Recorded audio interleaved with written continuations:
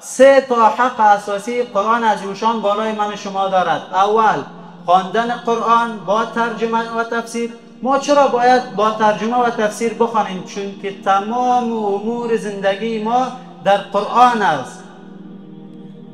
چون همین قرآن است که به ما و شما بشارت جنت را میدهد.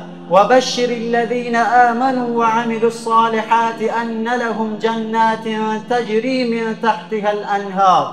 ای پیامبر علیه السلام بشارت بده به چی کسان؟ کسانی که ایمان آورده و اعمال صالحه انجام میدهد برایشان چی است؟ جنت هست. چون همین قرآن است که ما را از جهنم و عذاب الله متعال میترساند. اولئک مأواهم جهنم ولا یجدون عنها محیصا. آن گروه یعنی دوستان شیطان که به وسوسه های وی لبیک گفتند جایشان چی هست؟ جهنم هست. بسم الله الرحمن الرحیم. ذلك الكتاب لا ريب فيه هدى للمتقين. وقال رسول الله صلى الله عليه وسلم خيركم من تعلم القرآن وعلمهم. صدق الله العظیم و صدق رسوله النبی الكریم. شاگردان عزیز، دوستان متدین و استادان گرامی، السلام علیکم و رحمت الله و برکاته. موضوعی را که آماده کردم در رابطه قرآن عظیم شان و فضیلت آن می باشد. آیه مبارکه را که در حضور شما عزیزان تلاوت کردم، الله متعال در سوره بقره آیه دومش می فرماید ذلك الكتاب لا ریب فیه هدى للمتقین.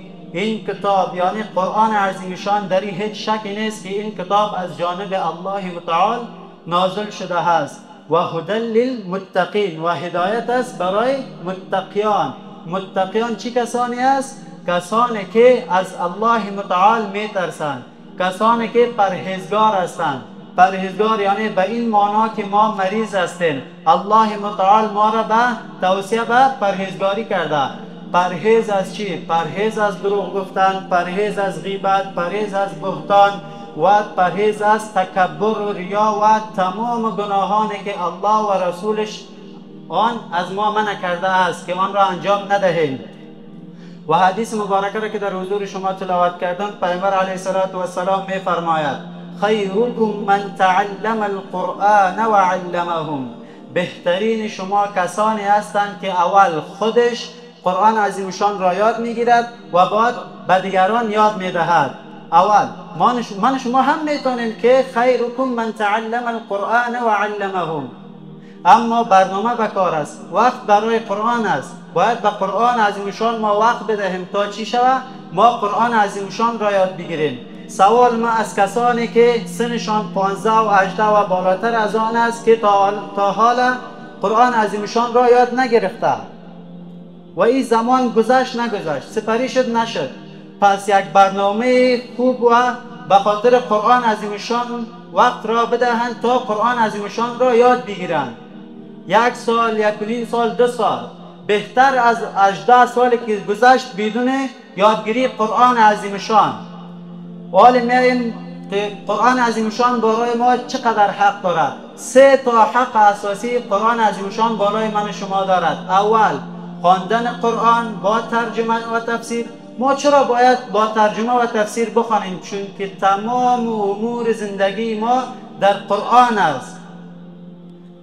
چون همین قرآن است که به ما و شما بشارت جنت را میدهد. و بشر الذین آمنوا وعملوا الصالحات ان لهم جنات تجری من تحتها الانهار. ای پیامبر علیه السلام بشارت بده به چی کسان؟ کسانی که ایمان آورده و اعمال صالحه انجام میدهد برایشان چی است؟ جنت هست. چون همین قرآن است که ما را از جهنم و عذاب الله متعال میترساند. اولئک مأواهم جهنم ولا یجدون عنها محیصا. آن گروه یعنی دوستان شیطان که به وسوسه های وی لبیک گفتند جایشان چی هست؟ جهنم هست. چون همین قرآن است که ما را میگه که عبادت بکنی الله متعال را. واعبدوا الله ولا تشركوا به شيئا وبالوالدين احسانا. شما عبادت بکنید الله متعال را و شریک نبیارید به الله متعال و نیکی بکنید با پدر و مادرتان، چون امین قرآن است که ما را میگه صبر بکنید در مقابل مشکلاتی که الله متعال به من شما مقرر کرده. این الله مع الصابرین، چون الله میفرماید الله متعال با صابران است. ما باید شکر ادا بکنیم، شکر نعمتهای الله متعال را که هر نوع نعمتهایی که به ما داده شده است. حالی میم درباره فضیلت قرآن عظیم شان. قرآن یعنی گفتگو با الله متعال. وقتی من و شما تلاوت قرآن عظیم شان را میکنیم گویا که به الله متعال سخن میگوییم. قرآن یعنی شفاعت کننده در روز قیامت. قرآن شفاعت کننده در روز قیامت. اگر من و شما قرآن عظیم شان را تلاوت کنیم و بالای از او عمل بکنیم و حقش را ادا بکنیم، امروزی که ما تلاوت میکنیم در روز قیامت همین قرآن شفاعت کننده من و شما می باشد. تلاوت قرآن یا قرآن یعنی پاک کننده زنگ‌های قلب.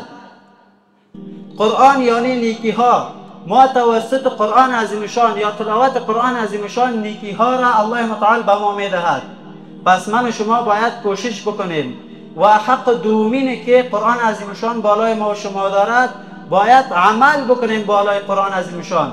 وقتی که خواندیم شنیدیم از علما باید بالای از او عمل بکنیم. حق دومین قرآن عظیم شان و حق سومیش باید قرآن عظیم شان را به مردم برسانید، دین الله متعال را به مردم برسانید، چون این حق است بالای من شما. قرآن عظیم شان بالای من شما چی داره؟ حق داره. باید من شما کوشش بکنید که قرآن عظیم شان را یاد بگیریم و به دیگران یاد بدهیم. و صلی الله تعالی علی خیر خلقه محمد و علی آله و اصحابه اجمعین.